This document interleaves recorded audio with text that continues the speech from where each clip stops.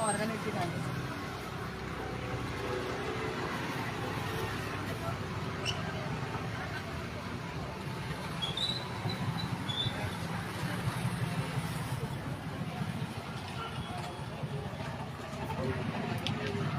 उसके बाद फिर पानी गिरा।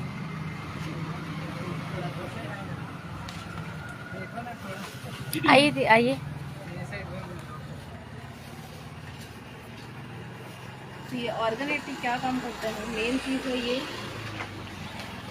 जैसे डीएपी डालते हैं हम लोग ज़मीन का कुलकुलापन बनाने के लिए, है ना। यूरिया डालते हैं क्या बोलते हैं, धान को कोई भी फसल हो, कोई भी पौधा हो, उसको हरा भरा बनाने के लिए।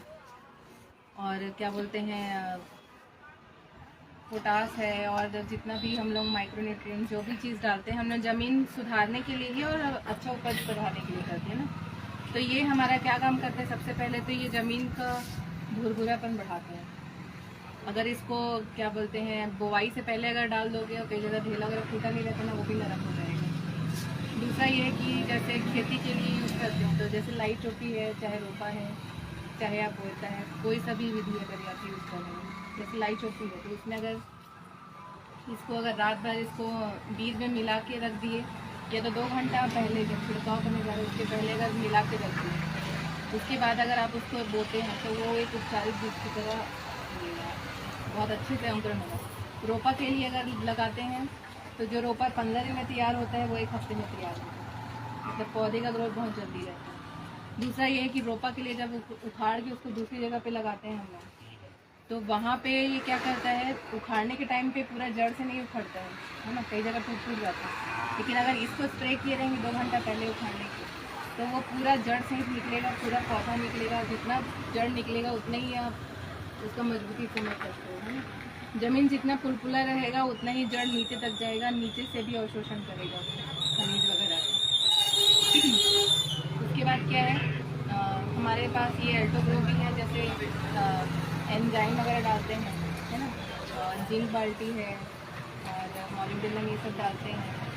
वैसा 8 तरह के इसमें हमारे पास माइक्रो न्यूट्रिएंट तत्व है, जो अलग से और बाल्टी का जो खर्चा रहता है। दूसरा ये है कि यहाँ पे एक एल्टो केयर करके भी है, ये जैविक रसायन मतलब कीटनाशक के रूप में, कीटरोधक है, कीटनाशक भी है और कीटरोधक भी है कि कीट पनपने नहीं देता अगर हम इसको शुरू से डालते हैं। मतलब शुरू से अगर हम लोग इसको यूज़ कर रहे हैं तो ये ज़मीन जो पौधा उगेगा उसमें जो लाल कीड़ा है, दियार वाला प्रॉब्लम है, वो नहीं होगा, तना छेदा नहीं होगा। ज़मीन हल्का कड़वा रखता है, इसलिए वहाँ पे कीड़ा पनप भी नहीं पाता है। और अगर बाद में अगर जैसे कोई डाल रहा है होने के बाद भी, तो वो भी उसको और बढ़ने नहीं देता, विकसित नहीं होता। और हमारा जो जैसे यहाँ पे काम हमारा क्या है, खाद डालने का काम रहता है। खाद डालते हैं और यूरिया डालते हैं। तो यूरिया क्या करता है, यूरिया पूरी तरीके से घुलता नहीं है पानी में, अगर खोलोगे पाउडर फॉर्म में रहता है। इसीलिए आजकल सरकार भी जो है वो तरल फॉर्म में ला रही है यूरिया, देखी होगी, है ना, नैनो यूरिया जो बोलते हैं, आ रहा है वो भी है। वो इसीलिए आ रहा है क्योंकि पूरा यूरिया घुलता नहीं था। और यही चीज़ अगर इस यूरिया को यहाँ पे अगर आप ऑर्गेनिक के साथ मिला के डालते हो, तो जैसे ये नॉर्मल खेत है, यहाँ पे पाउडर है वो कुछ जाएगा, कुछ जमा रहेगा। लेकिन यहाँ पे अगर वैसा खेत है जहाँ पे ऑर्गेनिक डला हुआ है, तो ये उसको पूरा घोल देगा। ये चीज़ साथ में अगर यहाँ पे जैसे खाद है, खाद अभी जो गवर्नमेंट दे रही है वो गोबर और मिट्टी मिक्स ही रहता है ज़्यादातर, है ना।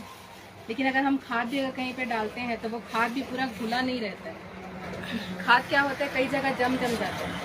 अब काई क्यों बनता है, ये यूरिया है, खाद है, यही सब जो है ना, ये लोग जब घुलते नहीं है ना तो ये पड़े रहते हैं। अगर तुरंत 2 घंटे बाद पानी गिर गया तो भी पूरा खाद हो जाता है, पानी नहीं गिरा तो वो पड़ा रहता है, वो काई बन जाता है।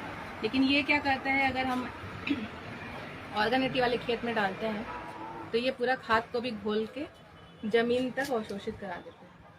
तो जितना ज़्यादा चीज़ हमारा जो खर्चा कर रहे हैं हम लोग 8-10 हज़ार दुनिया भर पर डाल रहे हैं, लेकिन वो पहुँच ही नहीं रहा नीचे जड़ तक, तो ऊपर का जो बाली है उसका लंबाई और उसका मोटाई कैसे रहना चाहिए।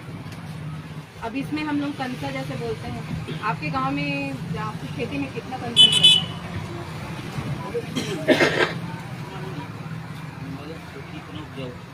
है ना, लेकिन अगर इसको डालते हैं ना तो जैसे अगर आप 5 कंसा ले रहे हैं तो वो 15 से 20, अगर जहाँ 20-30 कंसा आ रहे हैं तो वो 40-50 कंसा कंसी पड़ेगा। साथ ही यहाँ पे क्या बोलते हैं,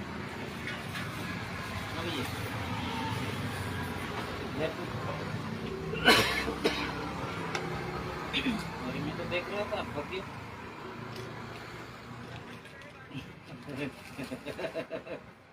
चलो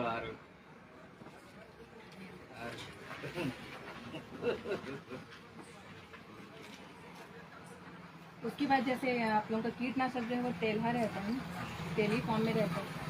उसको नॉर्मल पानी में अगर आप घोलोगे तो वो नहीं घुलता है, वो एक लेयर जम जाएगा तेल का। लेकिन अगर ऑर्गेनिटी में अगर तेल डालते हैं तो वो भी पूरा घुल जाता है। इसके साथ ही क्या बोलते हैं,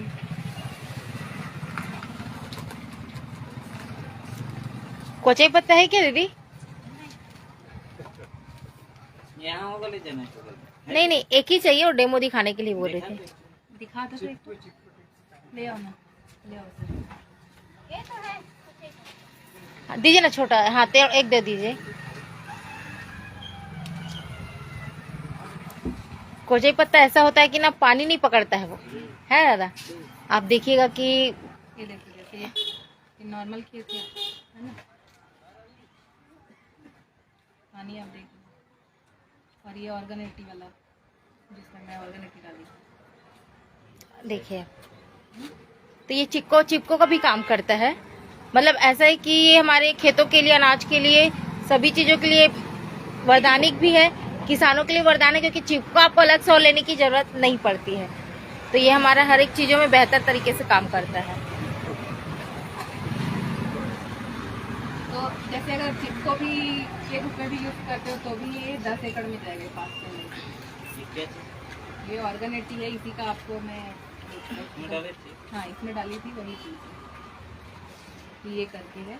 और ये धान का जो बाली है वो ज़्यादा बढ़ाता है, बदरा नहीं होने देता है, खोसवा धान नहीं होने देता है, वजन बढ़ता है, क्वालिटी बढ़ता है। और 1 एकड़ में कम से कम 4 से 5 क्विंटल